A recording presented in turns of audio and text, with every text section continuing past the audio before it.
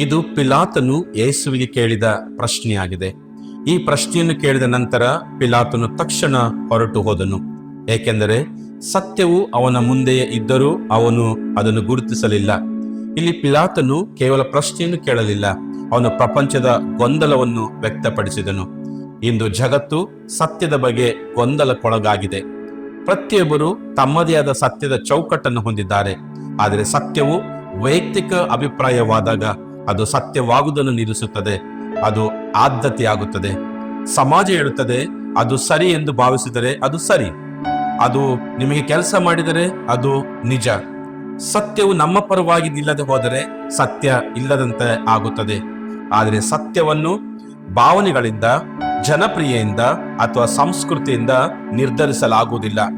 ಯೇಸು ಸತ್ಯವನ್ನು ವಿವರಿಸುವುದಿಲ್ಲ, ಯಾಕಂದರೆ ಅವನೇ ಸತ್ಯವಾಗಿದ್ದಾನೆ. ಯೇಸು ಅಭಿಪ್ರಾಯಗಳನ್ನು ನೀಡಲು ಬಂದಿಲ್ಲ, ಅವನು ವಾಸ್ತವವನ್ನು ಬಹಿರಂಗಪಡಿಸಲು ಬಂದನು. ಆದ್ದರಿಂದ ಯೋಹಾನ 14:6 ನಾನೇ ಮಾರ್ಗವು, ಸತ್ಯವೂ ಜೀವವೂ ಆಗಿದ್ದೇನೆಂದು ಪ್ರಕಟಿಸಿಕೊಂಡನು. ಅಂದರೆ ನಾನು ಸತ್ಯವನ್ನು ಕಲಿಸುತ್ತೇನೆ, ನಾನು ಸತ್ಯವನ್ನ ವಿವರಿಸುತ್ತೇನೆ ಎಂಬುದಾಗಿ ಅಲ್ಲ, ನಾನೇ ಸತ್ಯ ಎಂಬುದನ್ನು ಬೋಧಿಸಿದನು. ಸತ್ಯವು ಒಂದು ಪರಿಕಲ್ಪನೆಯಲ್ಲ, ಸತ್ಯವು ಶಾಶ್ವತವಲ್ಲ, ಸತ್ಯವು ಒಂದು ಸಿದ್ಧಾಂತವಲ್ಲ, ಸತ್ಯವು ಒಬ್ಬ ವ್ಯಕ್ತಿ, ಅವನೇ ಯೇಸು ಕ್ರಿಸ್ತನು. ಸತ್ಯದಿಂದ ಹೋಗುವುದು, ದೂರ ಹೋಗುವಂಥದ್ದು ದೊಡ್ಡ ಅಪಾಯ. ಪಿಲಾತನು ಸರಿಯಾದ ಪ್ರಶ್ನೆಯನ್ನು ಕೇಳಿದನು, ಆದರೆ ಅವನು ತಪ್ಪು ನಿರ್ಧಾರವನ್ನು ತೆಗೆದುಕೊಂಡನು. ಅವನು ಉತ್ತರದಿಂದ ದೂರ ಸರಿದನು.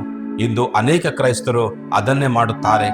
ಅವರು ಸತ್ಯವೇದವನ್ನು ಓದುತ್ತಾರೆ, ವಾಕ್ಯಗಳನ್ನು ಕೇಳುತ್ತಾರೆ, ಅವರಿಗೆ ಯೇಸುವಿನ ಬಗ್ಗೆ ತಿಳಿದಿದೆ, ಆದರೆ ಅವರು ಬದಲಾಗದೆ ಹೋಗುತ್ತಿದ್ದಾರೆ. ಶ್ರಮ, ಮರಣ, ವಾರಗಳ ಧ್ಯಾನದ ಮೂಲಕ ನಾವೆಲ್ಲರೂ ಸತ್ಯಕ್ಕೆ ಹತ್ತಿರವಾಗೋಣವೇ? ಪಿಲಾತನು ಕೇಳಿದನು, ಸತ್ಯ ಎಂದರೇನು? ನಾವಿನ್ನು ಮುಂದೆ ಕೇಳಬೇಕಾಗಿಲ್ಲ, ಯಾಕಂದ್ರೆ ಸತ್ಯಕ್ಕೆ ಹೆಸರಿದೆ, ಸತ್ಯಕ್ಕೆ ಮುಖವಿದೆ, ಸತ್ಯಕ್ಕೆ ಧ್ವನಿ ಇದೆ. ಆ ಸತ್ಯವೇ ಯೇಸು ಕ್ರಿಸ್ತನು. ಇಂದಿನ ನಿಜವಾದ ಪ್ರಶ್ನೆ ಸತ್ಯ ಎಂದರೇನು ಎಂಬುದಲ್ಲ. ನಿಜವಾದ ಪ್ರಶ್ನೆ, ನಾನು ಆ ಸತ್ಯವನ್ನ ಹಿಂಬಾಲಿಸುತ್ತಿದ್ದೇನಾ ಎಂಬ ಪ್ರಶ್ನೆಯೊಂದಿಗೆ ನಮ್ಮನ್ನು ಪರೀಕ್ಷೆ ಮಾಡಿಕೊಳ್ಳೋಣ. ಈ ವಾಕ್ಯದ ಮೂಲಕ ದೇವರು ನಿಮ್ಮೆಲ್ಲರನ್ನು ಆಶೀರ್ವಾದ ಮಾಡಲಿ. ಆಮೇನ್.